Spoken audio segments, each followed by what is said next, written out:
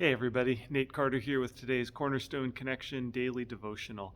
When I was a kid, my dad would sit me and my brother down and we would watch this old TV show called Columbo. I don't know if you ever saw it. It's about this kind of like ragtag detective who is very unassuming but is also brilliant. And his classic move is that he's interrogating someone who he knows to be the culprit, the murderer, or whatever the case may be. And he finishes the interview, and the culprit thinks that they've gotten away with it. And as Columbo's walking out of the room, he says, "Oh, there's just one more thing." And then he goes and he asks the question that provides the twist that causes the culprit to have to confess that they committed the crime, whatever it may have been. Jesus provides kind of a similar situation here in Mark chapter 11. We've just gotten through this strange scene where Jesus has cursed the fig tree because it hasn't produced any fruit. And the disciples and Jesus come back the next day and they find that the fig tree has completely withered. Now, we're not going to go into describing and defining what that's all about, but actually what Jesus' explanation is right after that, beginning in verse 22. Jesus says to the disciples, "Have faith in God. I tell you the truth. You can say to this mountain, 'May you be lifted up and thrown into the sea,' and it will happen. But you must really believe it will happen and have no doubt in your heart. I tell you, you can pray for anything, and if you believe that you've received it, it will be yours." And I don't know about you, but then I want to kind of go and yada, yada, yada, yada, rest of the chapter, blah, blah, blah. But Jesus kind of does the Columbo thing, and he says, "Oh, and there's just one more thing." And you read verse 25, and it puts the whole thing up on its head. He says, "But when you are praying, first forgive anyone you are holding a grudge against, so that your Father in heaven will forgive your sins too." And I don't know about you, but that's the moment where I go, oof. Because you're reading along and you're like, yeah, I can pray for anything. And if I just believe, then God will make it happen for me. And that's what we really want to be true. But then there's this thing about forgiving anyone who's got a grudge against you. And you go, I'm not sure I'm up for that.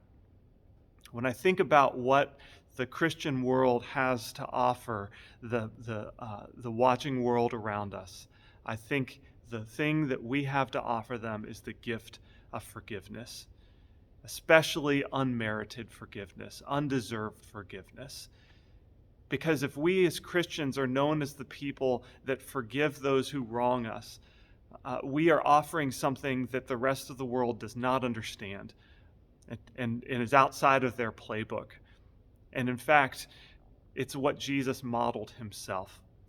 Jesus offers us unmerited grace, undeserved forgiveness.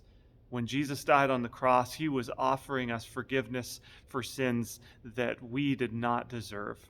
And when we offer that to those who wrong us, we are offering a taste of heaven to those around us. And it completely blows people's categories because it's not the way the world operates. Our world is an eye for an eye, a get revenge kind of a place. But in this just one more thing that Jesus offers in Columbo fashion, he's actually offering the greatest part of the whole story, that we have the opportunity to be agents of forgiveness in our world. There's someone in my life that has wronged me. And this person I think about on a fairly regular basis. And throughout my life, there have been a few people in that category where I did nothing to deserve it, the way they treated me, but they treated me poorly. And recently, in the last few weeks, I've been challenged to, whenever I think of this person, I pray for this person. And it's amazing how that releases something inside of me when I forgive that person for the way that they wronged me.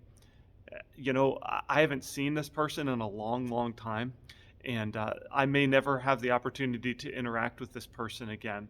But in my heart, I'm doing everything that I can to extend forgiveness to this person to release the animosity from my own soul and offer that to this person, even if they never know they've received it. This is the gift that we have to offer the watching world. So I want to encourage you, my friends, to think of the people in your life who have wronged you and then forgive them. Offer that sweet forgiveness and know that you are offering a gift that is straight from Jesus himself, that you yourself have received, and that you now have the opportunity to extend to each other. With that, have a great rest of your day, and we'll see you next time on the Cornerstone Connection.